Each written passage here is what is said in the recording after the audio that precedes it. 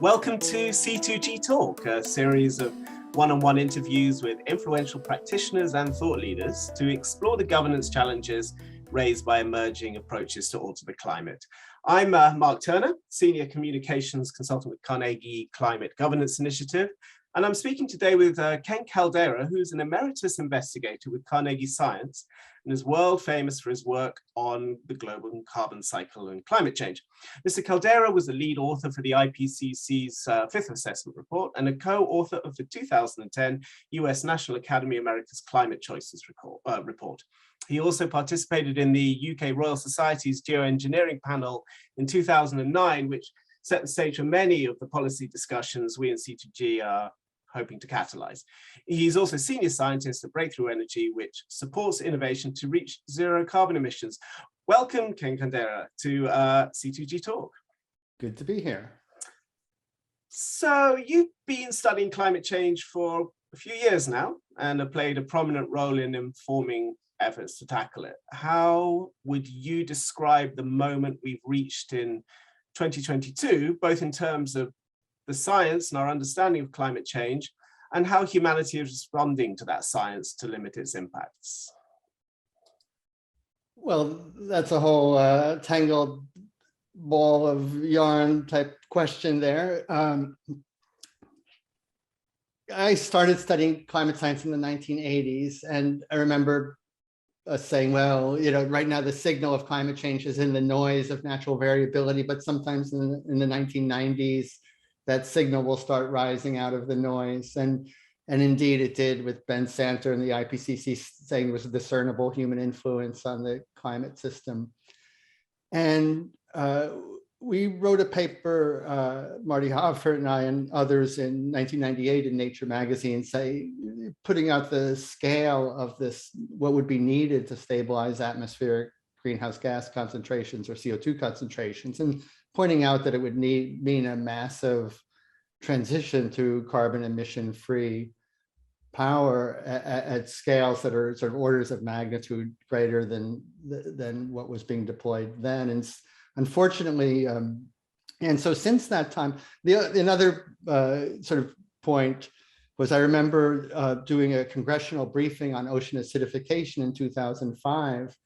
And at that briefing, I was asked by some members of Congress, oh, you know, what should the, you know, what should our emission, what should the temperature target be, or the CO2 stabilization target be? And I said, oh, I don't think we should think in terms of stabilization targets. I think we should think in terms of emissions targets. And I said, oh, they said, what should the emissions target be? And I said, oh, it should be zero.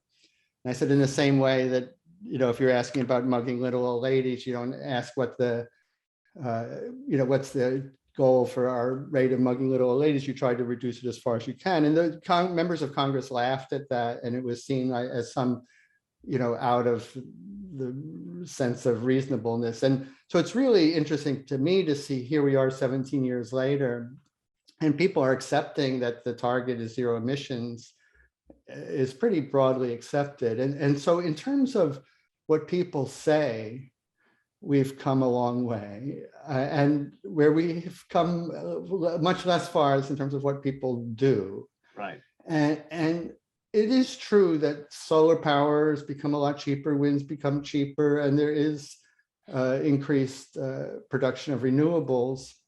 But here, even in California, we're still building natural gas plants. The rate at which we would need to roll out carbon emission-free energy technologies needs to be, I don't know exact number, but say 10 times bigger at least than what we're doing now. And so I think there's increased recognition of what we need to do, but the social system hasn't really embraced the scale of the effort that's required. In terms of the science and how it's presented to policymakers, some have questioned the continuing utility of the Intergovernmental Panel on Climate Change, at least in its current form. What are your thoughts on that? Where are the key ways in which science is needed to inform policy today, and how could the IPCC help in that? Well, first of all, I think the IPCC, especially Working Group 1, has done a tremendous service. IPCC, at least the first report, I forget when it came out, 91 or 92, something like this, and that around that time, there really was a consensus among the physical scientists about the basic physics and biogeochemistry of climate change. And there was a bunch of noise, some of it promoted by, the usual vested interests, trying to pretend that there wasn't a scientific consensus. So I think that the IPCC, especially the physical science component, did a tremendous service in demonstrating that there really was a scientific consensus, despite the people who were trying to suggest otherwise. So then, after a while, the IPCC added Working Group 2 on impacts and adaptation, and then Working Group 3 on climate change mitigation. And those provided useful information, but really there's less consensus. Everybody agrees on the laws of physics pretty much, but not everybody agrees on what technologies may or may not play out in the future, or what technologies may or may not be accepted by societies. And so anyway, I think the utility of the physics side has been huge. And the utility of the other reports has also been large as an information source. Even just today, I needed something on carbon capture and storage, and I went to an IPCC report to find it. And so as a reference source, it's valuable. And so for me, I guess the question is the amount of time that it's taking up of research scientists commensurate with the social return on what comes out of the reports. And my feeling, I guess there's another factor too, and that is when people were saying, oh, we have to stop with smoking indoors. It wasn't always saying like, oh, it's the latest science that says we have to stop indoor smoking. Basically, people said we've known for decades that this causes cancer and we're subjecting children to carcinogens. And I also think this is true of the climate system, that we've known now for decades that we basically have to eliminate our emissions if we want to stop the planet from warming, and that we should want to stop the planet from warming. And that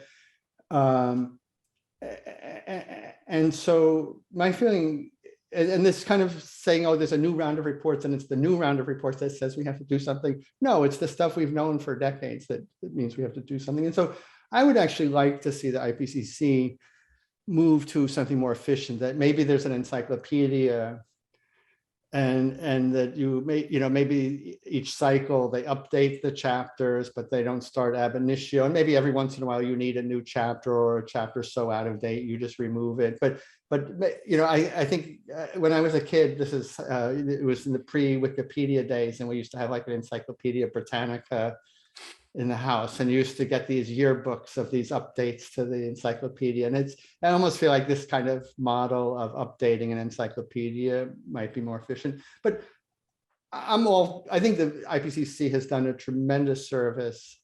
It acts as an excellent reference source. And it's really a question is, could those benefits be achieved with less investment? I wanted to pick up the point you made earlier about talking to Congress about zero. So we've seen a proliferation over the last couple of years of countries, organizations talking about net zero goals. Obviously, the world is quite a long way of working out what that means in practice, and we've seen rising concerns that the net in the net zero leaves loopholes for companies and countries to keep emitting. Can you share your kind of thoughts on the relative value of net zero as an approach versus real zero, and to what extent do people understand the difference between the two? I'm a big fan of carbon dioxide removal as a research project. I'm a little skeptical of incorporating it too deeply into decarbonization plans. That back to the mugging little old ladies. I don't know if that's a politically correct thing to say, but that I think we basically need to head for as close as we can get to zero emissions, not just net emissions, but gross emissions from human activities. And well, that should be the goal. There are certain activities that's going to be really expensive to do. I mean, and one or just problematic. I mean, let's say long distance aviation, flying New York to Sydney. Right now, liquid hydrocarbon fuels are pretty much the only way to do that. And you could, in principle, get some, say, carbon from a biomass facility and then take electrolytic hydrogen from non-zero emitting electricity sources and make synthetic liquid hydrocarbons. But if it's cheaper to use fossil hydrocarbons and then remove this CO2 from the atmosphere later, well, then by all means do whatever is cheapest, assuming the other externalities are similar. And so, so I think there might be a role for carbon dioxide removal, right. but the idea that, we can just go on emitting vast amounts of carbon, and the assumption that we can clean it up through carbon dioxide removal. And I guess there's two levels of, it's one thing to say, I'm going to fly a plane today burning fossil hydrocarbons, and simultaneously I'm going to be running an direct air capture plant. That I can buy. Now the other one where we're going to fly a plane today, and somebody a few decades from now, or maybe is later going to remove our CO2. That one seems disingenuous at best. So you touched on some pretty crucial issues there. As people get to grips with this and what do we focus on and so forth, there's this idea of the mitigation hierarchy that's emerged, that you should prioritize avoiding and minimizing emissions before removal. At the same time, assuming that there will be tough to abate residual emissions, and all approaches will likely be needed in some form to achieve these goals within the time that we have left to achieve them. There's clearly a lot of work that needs to be done now on carbon dioxide removal. So what are your thoughts on how you go about that in practice without undermining the urgency of emission cuts, without creating mitigation deterrents of the emission cuts? The moral hazard question that some people refer to it as. So I'm a physical scientist who sort of observes the policy process, but I don't pretend to great policy expertise. But as a sort of an informed physical scientist, the idea of a carbon tax always seemed appealing to me. That it, I've listened to economists saying how it's economically efficient and all this kind of thing. Yet, politically, it seems hard to get a carbon tax. And, whereas just regulating what kinds of technologies people are allowed to build seems more socially acceptable. And so if you tell people you can't build a natural gas plant or you can't build a coal plant, but you let them build a wind plant or a solar plant or maybe a nuclear plant, that people want the electricity. So there's local benefit to building this carbon emission-free system. And so basically all you have to do is ban what's bad. And then because people want the energy services, they'll build the carbon emission-free energy systems. In contrast, the carbon dioxide removal has no direct local benefit. Has lots of direct local costs. And the benefit is to the rest of the world or to the entire world and for decades and centuries into the future. And so you need a system of incentives and regulation and so on to be put in place to make sure that people do it. I know, if you just go to the example of sulfur scrubbers on coal plants, that I'd heard, this is hearsay, but I heard that in China, a bunch of plants had built sulfur scrubbers, but it was cheaper to pay off the inspectors than it was to run the sulfur scrubbers. And so even though the coal plants had sulfur scrubbers, they weren't using them. And, for average gigawatt scale kind of facility, the costs of carbon capture are going to be hundreds of millions of dollars a year, I believe. I might have those numbers off. And that, anyway, just, unless you have really strong governance, keeping that system operating in an uncorrupted way, So anyway, so I think the sort of the game theory of it really, it's just a lot, avoiding emissions through effectively banning technologies, which I know the economists don't like so much because it's not economically efficient, but it seems like it might be socially efficient in the sense that we might actually be able to get it done. So anyway, I'm concerned about, will society really develop the appropriate regulatory and policing structures to govern carbon dioxide removal. I mean, one of the things we see right now is, some removal, say through chemical means or physical and chemical means with geologic storage, is expensive, and people have given different numbers: $400 a ton, $600 a ton CO2. And meanwhile, there are people selling forest offsets for $10 or $15 or something like this, and that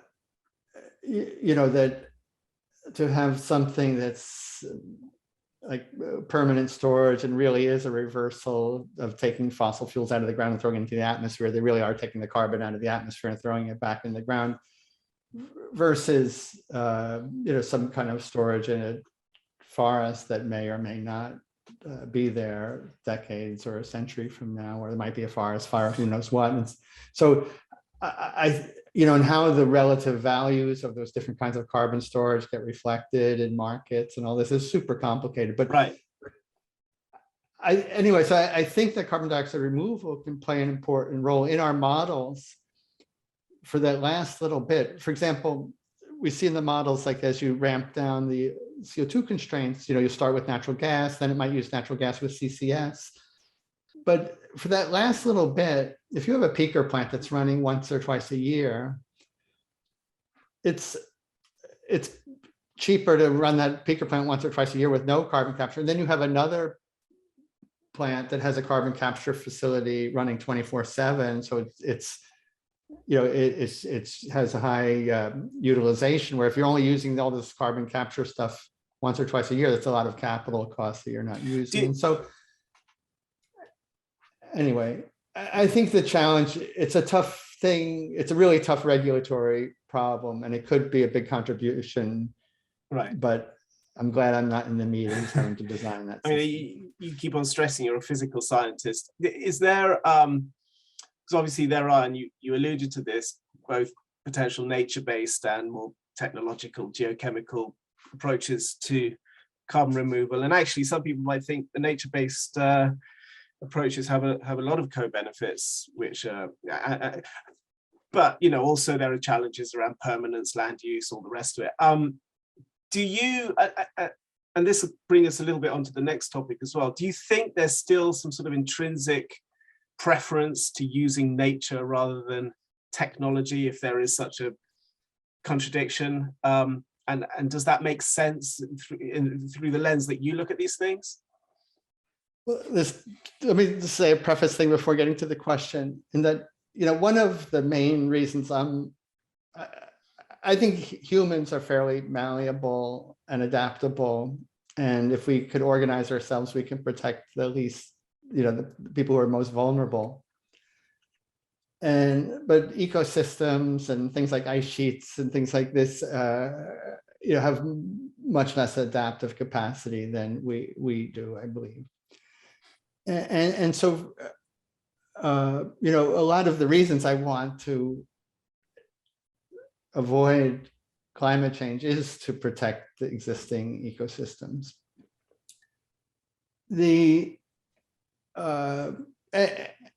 And so, so people, including myself, have a positive association with natural systems, and they just seem less dangerous to us or less scary. As you mentioned, reforestation especially has huge co-benefits, and you're both, if it's done as the way I would be most happy, you'd both be restoring a natural ecosystem and absorbing carbon. And I would actually look at the protection of the ecosystem as primary, and the co-benefit as the is the carbon storage. And in a way, things I think have gotten turned around in that, that people, it's hard to sell forest protection for purposes of just environmental protection and ecosystem protection or biodiversity. And so people are using the carbon storage dimension as a means for protecting ecosystems. And again, the world, if I were king of the world, we would be protecting forests because forests are worth protecting in and of themselves. And then we count the carbon storage as a let's see what we can do about that appointment. Okay, but on the other hand, I think there's an emotional attraction to the nature-based solutions. Another paradigm is that, we try to do everything in as concentrated a way as we can and as dense a way as we can. And ideally, if we can make human activity be as compact as possible, that we leave more of the world available for nature. And so, and so again, I guess with the nature-based solutions, that my general outlook is to look at the carbon storage as a co-benefit. And so if it makes sense to help protect the soils in farmlands, and that results in more carbon being in the soil, great. And here's to give an example. We did a study showing that boreal forests, so forests that are on snowy ground in the Arctic, that they have a net warming influence, that even though they store carbon, that that a snowy field reflects a lot of sunlight to space, whereas the dark forest absorbs the sunlight. And that absorbing the sunlight of the forest is a stronger effect than the carbon storage. So we published this paper, and some people said, oh, well, should we cut down the boreal forests? I said, well, no, I'm trying to prevent climate change to save the natural ecosystem. So to try to destroy natural ecosystems to prevent climate change is completely wrongheaded from my perspective. And so, this is why I would say, I think the case of the boreal forest highlights that I think it's the protection of the ecosystem that's primary, and carbon storage is a means to that end. And so if you're restoring a natural ecosystem, it's one thing, but a lot of this carbon storage efforts are you planting, it's basically a tree farm. You're planting a monoculture of some loblolly pine or some fast growing species. And it's, it's basic, you might even use Roundup to kill off the things that you don't like. And maybe we'll use some insecticides to keep that, the leaves from being eaten. So anyway, I'm all for carbon storage in natural systems. A similar thing is protection of like mangroves and peat and so on. And these things aren't, these things are not big carbon sinks. They're not really absorbing lots of carbon, but they contain a lot of carbon, and you should avoid disturbing that. You mentioned the reflectivity of the boreal forests, or the albedo issue.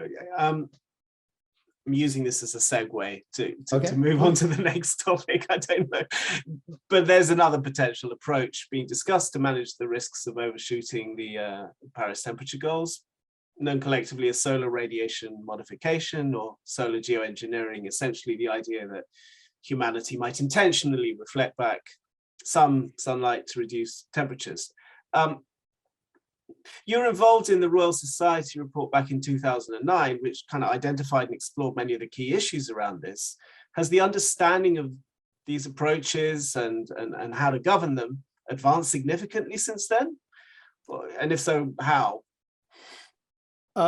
First, there have been a lot of advances.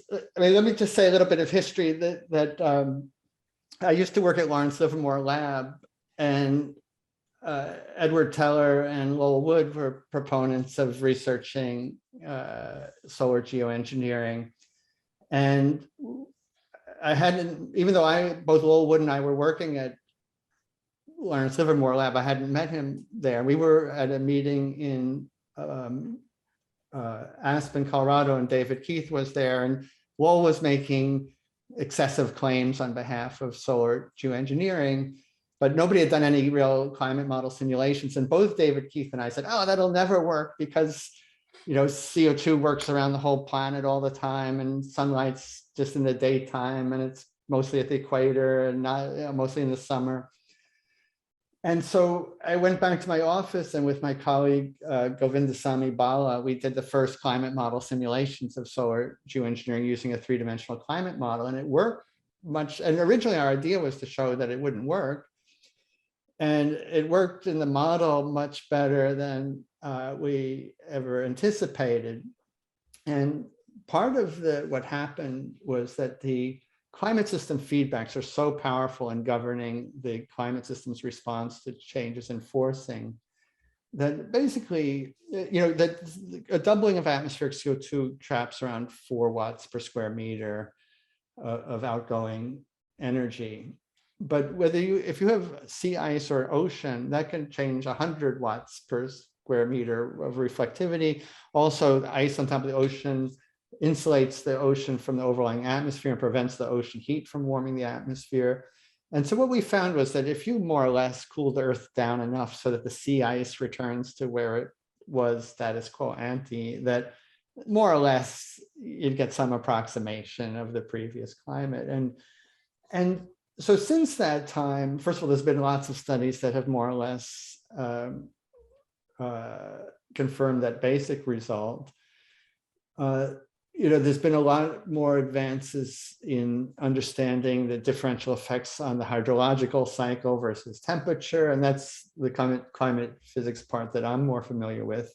There's also been a lot of advances in understanding how aerosol particles get transported and interact, and related chemistry in the stratosphere, and that's part that I'm not particularly expert on. But I don't think that anything has changed any fundamental pictures that, you know, over the last 2 decades. I mean, for one thing, we've had big volcanoes like Mount Pinatubo and Mount Agung, and so, you know, and Mount Pinatubo was more or less the size of what a full-time solar geoengineering deployment would be, and so, you know, there's some experience base, at least relevant experience, to suggest that the models are not too far off.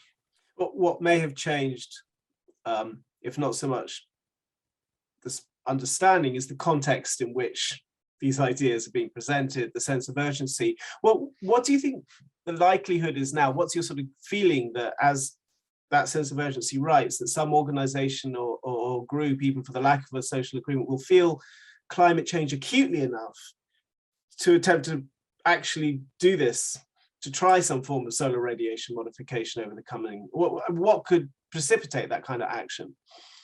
Yes, as you point out, when we did that first study, which was published in 2000, but we started, I think, in 1998, that for us, it was just a thought experiment, an idealized test of a model that was sort of a science fiction story that we were doing for fun. And we never really thought that people, you know, that large numbers of people would take it seriously as something we might actually want to do. And so, you know, again, I don't claim clairvoyance, but the scenario that seems most plausible to me for actual use of solar geoengineering would be if temperatures in the tropics really start causing massive crop failures and potentially famines and so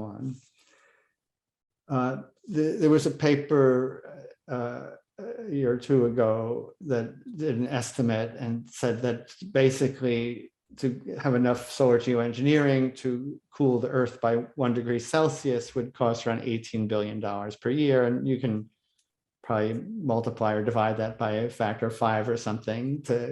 But you know, let's just say in that kind of $18 billion a year ballpark, which is little enough money that individual tropical countries or coalitions of them could muster that. And now I think given advanced social systems and farming and so on, there's enough food in the world, but there's already, famines or near famines in various parts of the world today. And so we're not, social systems aren't necessarily responding appropriately to today's food security threats. And so I think a coalition of tropical countries, I should also point out that there's been a number of studies that suggest, at least in the high emission scenarios, that substantial parts of the tropics could become essentially unlivable outdoors, at least some of the time, where if the heat and humidity gets beyond a certain point, then you can no longer cool your body through sweating. And it's projected that it's at least a possibility that substantial portions of the tropics could be in that situation by the end of the century. The biggest reason why I'm in favor of researching solar geoengineering is solar geoengineering is the only approach known that can cause the Earth to start cooling in our lifetimes, in the political careers of political leaders. And so that if there's a crisis where there's ongoing famine year after year from ongoing crop failure, and you're the leader of a country and you think I could potentially save millions of lives, not only in my country, but throughout the tropics, and we just have to make this $18 billion a year investment, and we can do it in a coalition of countries that are similarly affected. That seems, at least to me, like a plausible scenario. And I think that it could also be used, probably initially not as an actual deployment, but as a threat that says, look, if you don't give us aid and address our food security needs, we're going to have to do this. And so I think the fact that solar geoengineering becomes a credible threat by tropical countries, that the idea that it would get used to try to induce increased aid first, as opposed to actual deployment. But again, if you're a leader of a country and you haven't been able to industrialize your economy, and so you don't have your population working indoors, and so you have an economy that's based on outdoor work, that if you thought and you were facing widespread famine, I would think a political leader would be remiss not to consider solar geoengineering deployment. But I think that there's been a narrative about how solar geoengineering is in the interests of the sort of rich and the powerful. And I think the fact that it's something that is effective and low cost transfers a lot of power to people who are marginalized. Anyway. So there was a campaign recently launched, January 17, on the by a group of academics and researchers, calling for an agreement on the non-use of solar geoengineering, and a number of ideas attached to that, including no public funding, no outdoor experiments, essentially to address what they deem to be an unacceptable risk. You recently wrote a blog outlining some of your thoughts after being invited to sign up on that. Can you share some of the arguments that you gave? Yeah. First of all, I think there should be a presumption of unfettered scientific, freedom of scientific exploration. And so I think there's a case to be made for preventing knowledge acquisition when that knowledge would enable somebody to do great harm, and also where there's some likelihood that somebody so enabled might actually do it. and that there's no other reasonably easy way to prevent that from happening. But if we think of what is a realistic solar geoengineering operation look like, you know, you would need a fleet of airplanes operating continuously from an air base.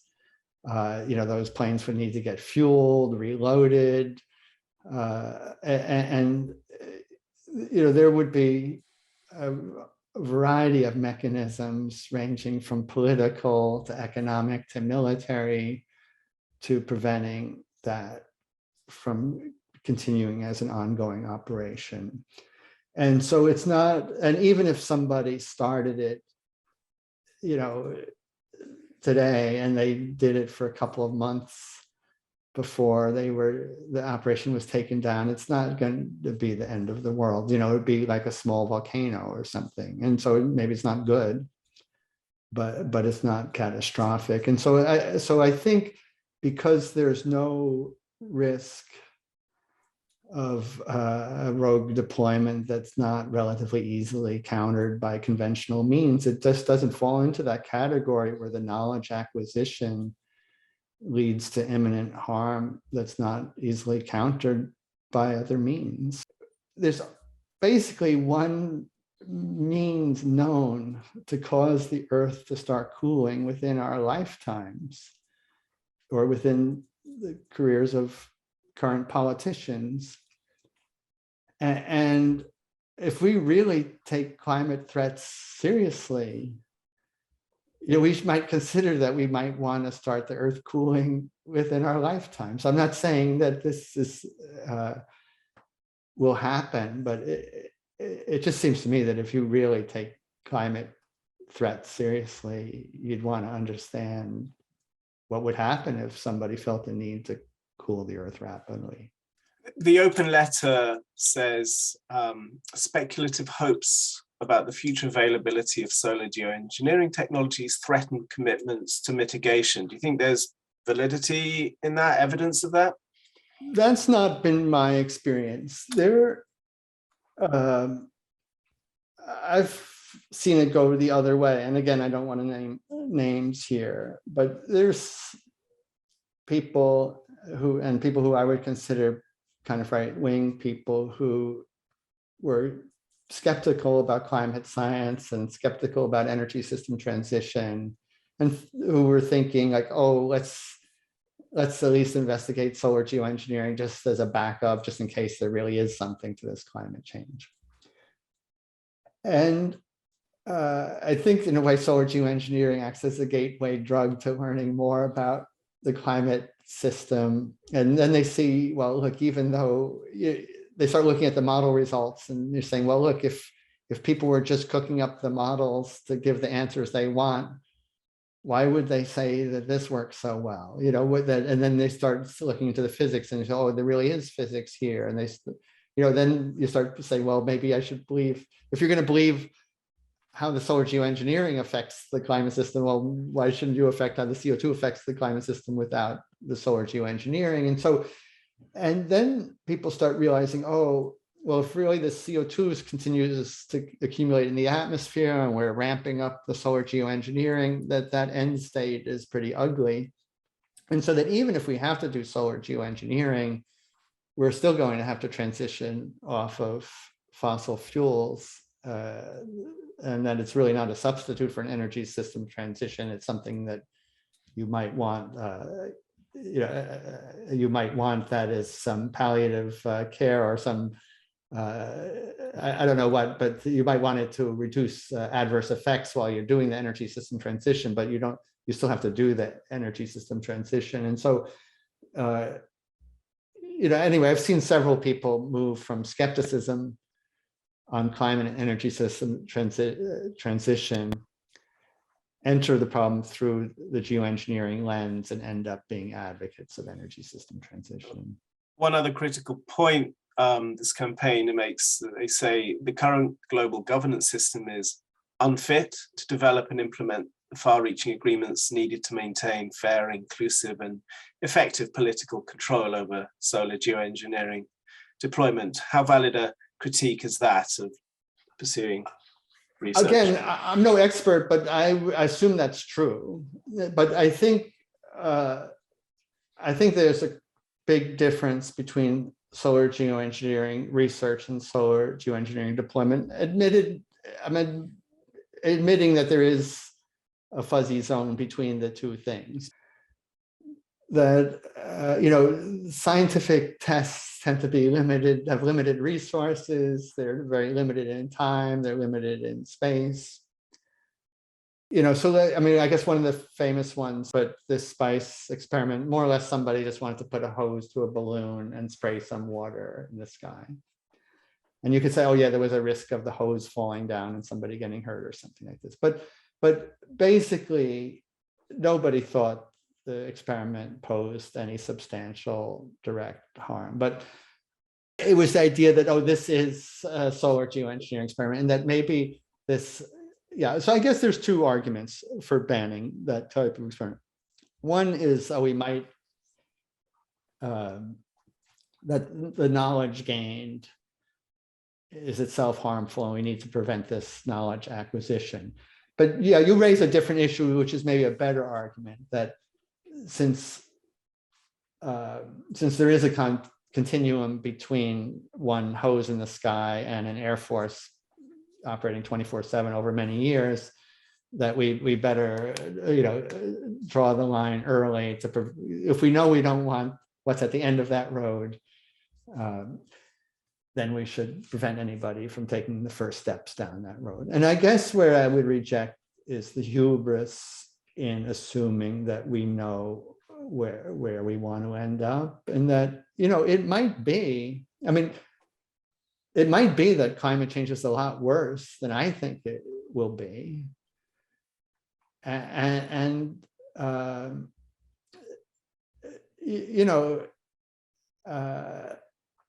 maybe what if the big ice sheets start breaking up really rapidly, and we start getting meters of sea level rise unexpected, and what if big swaths of the tropics starts being uninhabitable, and it might end up being worse than we think, and we might want to use it. And so that, now when I say we, I mean the humanity.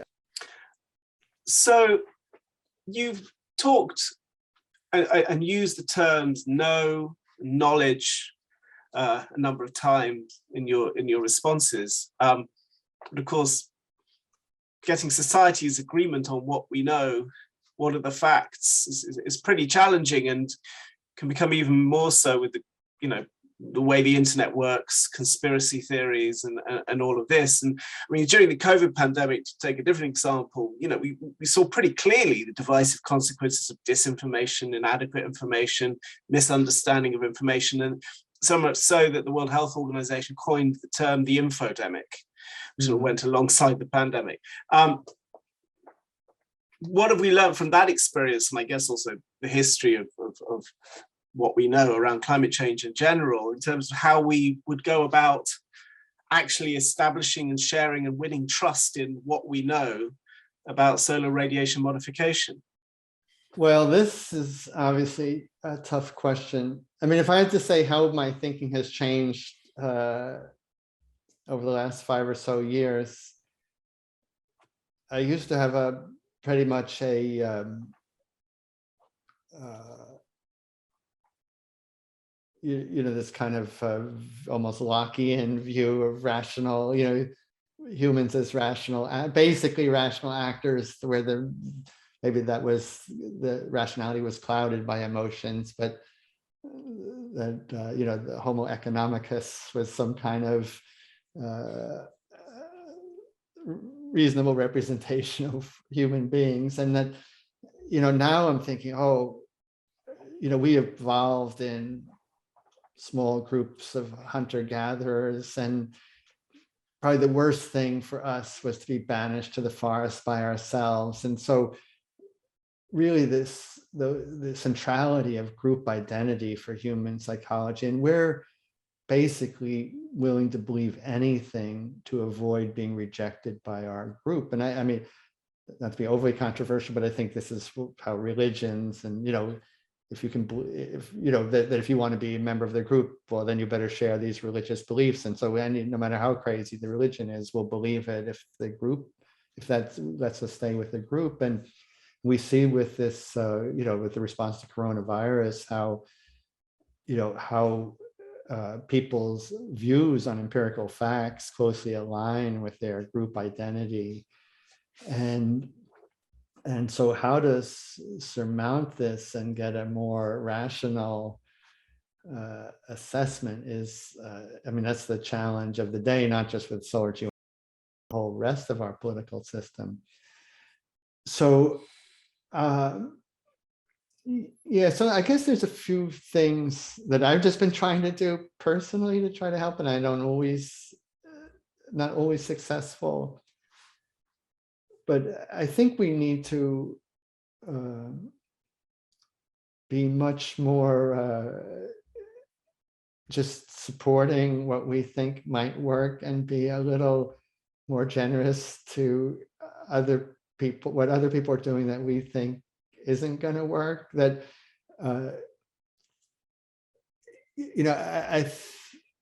think this climate challenge is plenty tough, but the climate community, whether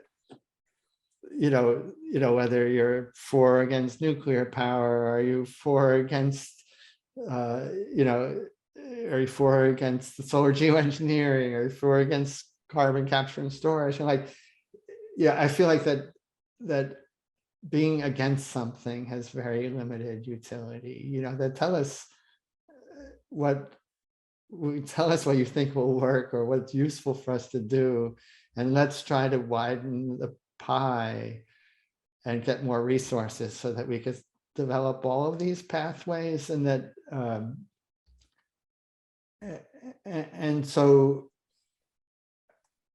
and I've been trying, when somebody says things that I disagree with, rather than to say, oh, that's a bunch of bull, to just ask questions, to phrase my objection in terms of a question. Well, how would you deal with this concern, or how would you deal with that? And I think there's just something in civility, I think, and generosity, and that we just need to start being, I know this is like a hard road to get to this point, but I think, I kind of feel like, after 9/11, when the World Trade Center came down and then the United States responded, I thought we could respond magnanimously, and we say, oh, we know these people did terrible things, but yes, there is real injustice in the world and inequality that needs to be addressed. And there was an opportunity there, but instead we responded with kidnapping and torture and violence, and basically acted on the same level as the people who were attacking us. And so I think it's the same thing, that I think that we need to take the high road and try to argue in favor of the facts, and try to be positive. And that when somebody says something we think is ridiculous, don't just say you're a jerk, but to say, well, how would you deal with this? And I know this is an inadequate answer and maybe insufficient, and I'm not saying the forces of darkness won't win. But I think I think we just have to try to stick to the high road. I'm not sure there is an answer. If there was one, we'd be applying it. You talk about staying positive, and you also mentioned the forces of darkness. Climate change can be a pretty bleak problem to deal with, where you can start to see things in that light, and it can take a toll on professionals who study it and also find themselves caught up in these debates. How do you, and maybe we'll finish on this, how do you personally maintain some sense of agency, hope, enthusiasm, whilst not kidding yourself about the sheer scale of the challenge ahead? Well, first of all, I've been involved in, I have to say this, I've been involved in trying to deal with climate change now for over 4 decades. So I first started getting involved in 1979, which is a pretty long time ago. And, you know, it basically has felt mostly like hitting your head against a brick wall. And maybe there's been a little motion, but again, the amount of motion compared to what there needs to be is in the single digit percents, you know, so that, so, you know, I guess a lot of I guess there's a few different things. One is I get to work with super intelligent postdocs and, you know, these people who are motivated and smart and nice people doing interesting work. You know, I get to talk to all kinds of interesting people. So the sort of social, you know, I think a lot of our personal happiness has to do with our social interactions and not our intellectual beliefs. And so my intellectual beliefs, but, you know, I'm constantly in a state of existential anxiety over what can I do to be effective. I mean, I feel like I'm in a better position to be effective than, you know, 99.99% of the people on the planet, in that I'm, you know, I've been fortunate enough to help bring information to Bill Gates. I get to communicate with other people. And, you know, I feel like, oh, given the resources I have and connections I have, I should be a lot more effective than I am. And I constantly feel like I'm underperforming. And this is, but I think this is just, yeah, I think you could, the people who are easily satisfied with their own performance probably don't accomplish so much. And then one of the things of trying to accomplish a lot is feeling like, oh, you're always falling far short of your ambition. And so, but you know, if I knew what I could do to be more effective, I would do it. But I'm constant every day. I try to think, oh man, what could I do that would actually make a difference to somebody? I think one thing I'm trying to be, and this is maybe part of the thing of aging, I still have a good healthy ego and like to promote myself, that I'm much more now of getting more satisfaction in helping other people and acting as facilitator to other people and doing some things in the background a little more. And anyway, yeah, but I think though the understanding that nobody, you know, we haven't solved the climate problem, or we haven't, you know, addressed climate challenges in a substantive way.